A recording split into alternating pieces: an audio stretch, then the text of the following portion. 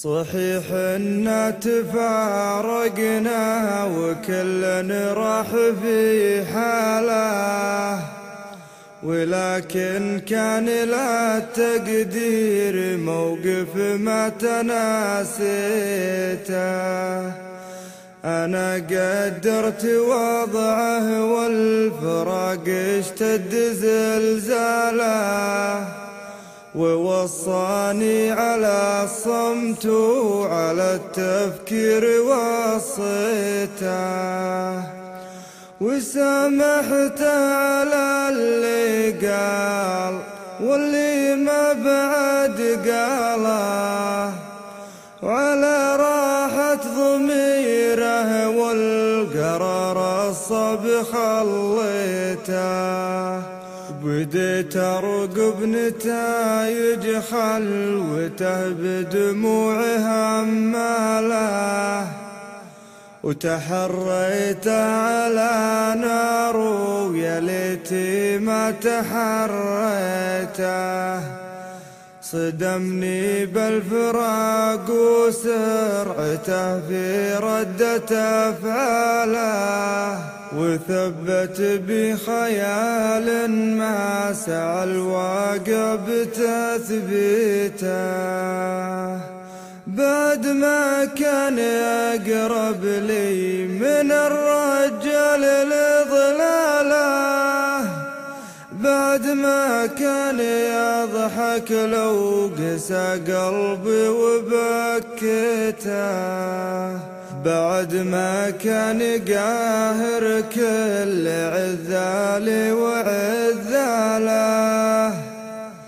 بعد ما كان يتفرج سحابي كل ما جيته، بعد ما كان يعشق من رجاحة عقلي يهباله، بعد ما كان سيد قلعة الشعر وعفاريته.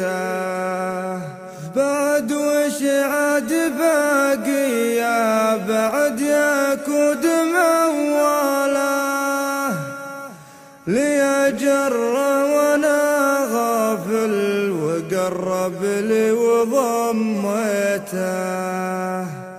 أنا وشلون أصدق بالفراق وبرق خياله، وأنا قبل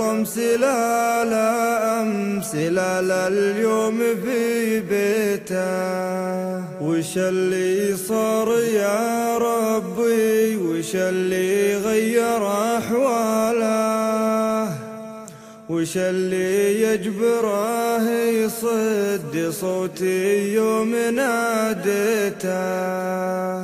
قسى ولا نسى ولا عسى ما كان في باله، فراقي واعتبر ما صار ممسك صاب تفويته. عجب يا قلب كيف حظوظنا بالوقت مياله، وانا ما فيه شيء ما يسوى الا وسويته. غدا راسي هدف نقص الزمان وخمت رجاله، وانا راسي عزيز وعن سقاط الحكي عزيته، وعزيت الحبيب اللي ضوى قلبي على جاله، وشلت القلب في كفين مرضاته وحطيته. وانا ماني ولد عمه ولا حتى ولد خاله، ولكن دون بن عمي وبن خالته عزويته. ولكن راح وابقاني على صدر الحزن عاله، ولزمني خطايا اللي عليه نذر ما خطيته. فإذا هو شايف حبه إضافة ذنب لأعماله.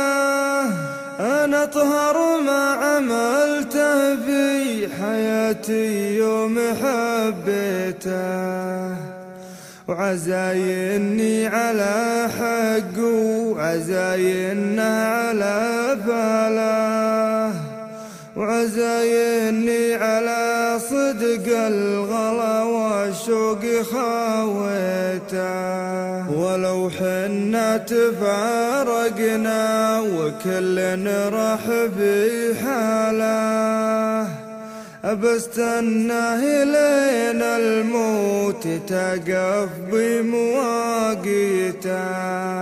أبستناه لين الموت تقف بمواقيته. أبستناه لين الموت تقف بمواقيته.